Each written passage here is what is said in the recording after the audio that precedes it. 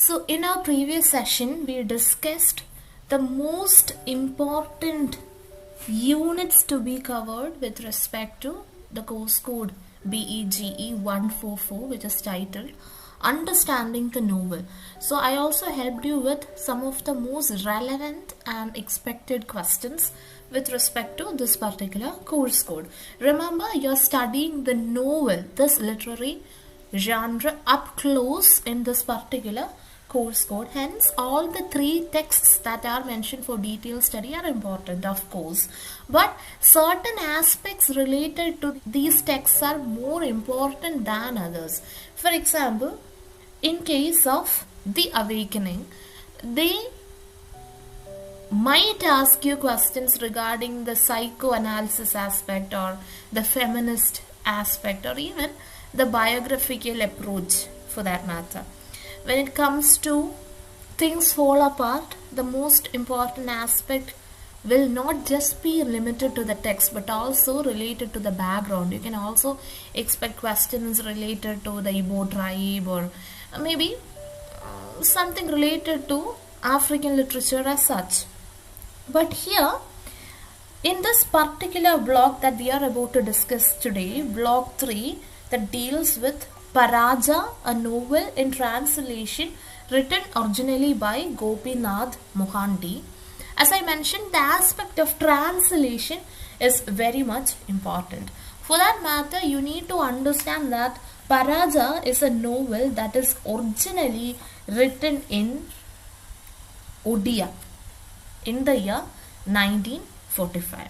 So dear learners, in this particular session we will discuss in detail Gopinath Mohanty's Paraja, which is mentioned for detailed study as part of BGE 144. So we will go, due to time constraints, in a very exam oriented perspective. That is, you need to write certain mandatory aspects if there comes a question. Of course there will be a question, and I assure you, not just short questions but also essay questions will be there. So for that matter, you need to write certain mandatory aspects. First thing to remember, this is a text in translation. What does that mean? It means that it has been translated into English by somebody else and it was written by someone else. So who wrote Paraja? Gopinath Mohanty. So in which language did Mohanty write Odia? Yeah, Odia was the language. In which year? 1945. So now comes the question. We study that this has been translated into English. So who did the translation? It was Bikram K. Das who actually translated Paraja into English. There is an aspect mentioned in our study material towards the middle of the very first paragraph. That is, Bikram Das, that is the translator of Paraja, labels this particular novel as a sociological and anthropological documentation, and its sociological philosophical concerns that are dealt with in Paraja are contemporary, even though the novel was written way back in 1945. What does that mean? It says that even if this novel is written maybe years back, some of the philosophical and sociological concerns that this novel addresses are even relevant in the contemporary scenario. That is, the life of the tribals, their subjugation, marginalization, and the troubles that they face are more or less still persistent. So before we move on to this novel in detail, for your examination, there could be aspects related to biographical details. At least for your essay's first paragraph, you'll have to mention these aspects. I told you that this is a novel written in Odia. What do you mean by Odia? It is actually a language, not exactly Hindi. So Gopinath Mohanty belonged to a village called Nagabali. I'm very sorry if my pronunciation is wrong. Cuttack district of Odisha. Okay, for your exam purpose, it is spelling that matters more. So with respect to this particular writer or novelist Gopinath Mohanty, there are a few aspects that you need to remember. That is, he has received very many recognitions in the field of literature. You must have heard of Padma Bhushan. It's not just a literary award, it is a well-renowned award that has been given to notable, significant contributors or talents from India. So he has received the Padma Bhushan in the year 1981. And obviously, in the literary scenario, Jnanapith Award is quite renowned. And in the year 1974, he has received the Jnanapith Award and also the Sahitya Academy Award. He secured this award in 1955.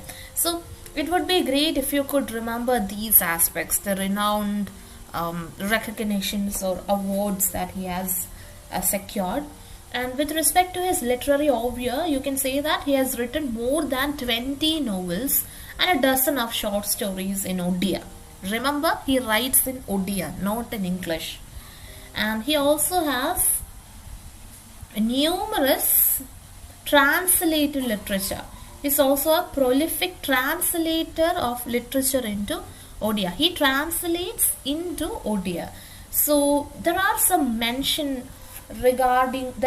novels mentioned in your study material. These include Children of Immortality, which is Amrutar Santan and Mati Matala, among others. So you should make sure that you know at least a few of them. Pronunciation could be troublesome, I understand. Nevertheless, try if you can study a few of them. That will certainly help you. So the novels that I already mentioned deal with various aspects of tribal life. See, even this particular work deals with the life of the tribals. That is an important aspect to keep in mind.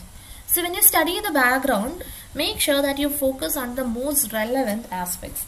Here, you need to understand that the Odia novel has been under the influence of Western literature. Of course, so is any other literatures with respect to the Indian context. So, for the evolution of the Odia novel, Bengali and British literature have played a vital role. Just keep that in mind. Then we'll look at a few authors who initiated these writings in Odia literature. Ram Shankar Ray and Umesh Sarkar. Try to remember these two names. These were two notable figures who made attempts at writing novels in Odia in the late 19th century. And this in a way paved the rise of the Odia novel. And you need to remember the contributions of Fakir Mohan Senapati. He was also a renowned writer who contributed to this development. There was this trend-setting novel written by Fakir Senapati. So after Fakir Mohan Senapati, there was sadly no significant figure whose inputs contributed to the development of the Odia novel as such. So if we speak about tribal literature, in the sense literature addressing the tribals, the first Odia novel on tribals was Bhima Puyan by Gopal Bhallav Das, written in 1898. If you are paying attention to Paraja, that is in my TEE study discussion I mentioned, you will have to study at least 2 texts to the core. So if you are studying Paraja with the intention of attempting any question that comes from Paraja, then you will have to study even these names and aspects. I know it's going to be tough, but there is still time.